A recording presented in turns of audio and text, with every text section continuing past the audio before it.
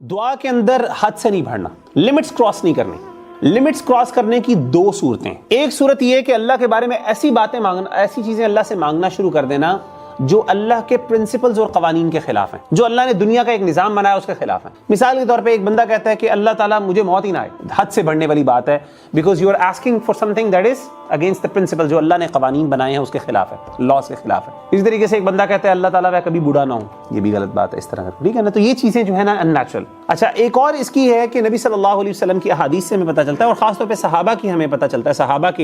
صحابہ نے اسے یہ بھی مفہوم سمجھا کہ دعا کے اندر بہت زیادہ unnecessary ڈیٹیلز میں نہیں جانا چاہیے۔ مثال کے طور پہ عبداللہ بن مغفل کہتے ہیں، یہ صحابی ہیں،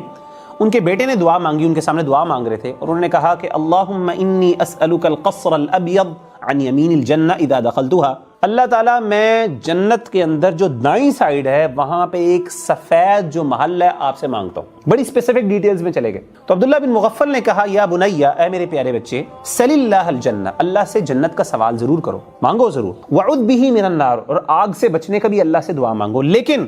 میں نے اللہ کے رسول صلی اللہ علیہ وسلم سے یہ بھی سنا تھا یکون قوم یعتدون فی الدعاء والطہور،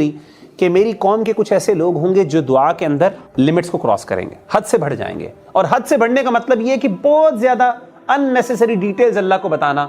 اللہ ایسا ہو ایسا ہو ایسا ہو، اللہ سے خیر کی بات مانو کہ یہ حرام نہیں ہے، مانگ سکتے ہیں آپ اللہ سے جو مرضی مانگیں، جو کہ جو جائز چیز ہے نا وہ تو اللہ سے مانگ سکتے ہیں، آپ کا اور اللہ کے درمیان معاملہ ہے، لیکن پسند نہیں کیا گیا اس چیز کو بہت ڈیٹیل۔ اسی لیے ہمیشہ کوشش کریں اپنی دعا کو جنرل رکھیں۔ اس کا فائدہ کیا ہوتا ہے یہ یاد رکھیں، یہ دیکھیں نبی صلی اللہ علیہ وسلم نے جو باتیں بتائی نا اس کی حکمت بہت ہوتی ہے، اس سے نا آپ اپنی ایکسپیکٹیشنز کو ذرا تھوڑا سا نا مینیج کر رہے ہوتے ہیں۔ نبی صلی اللہ علیہ وآلہ وسلم نے فرمایا جلدی نہیں کرنی دعا کے اندر، اور دعا میں جلدی کا مطلب یہ ہے کہ اگر ایک آپ جائز دعا مانگ رہے ہیں تو کیپ آن انووکنگ اللہ، keep on asking for it, اس پہ گیو اپ نہ کریں،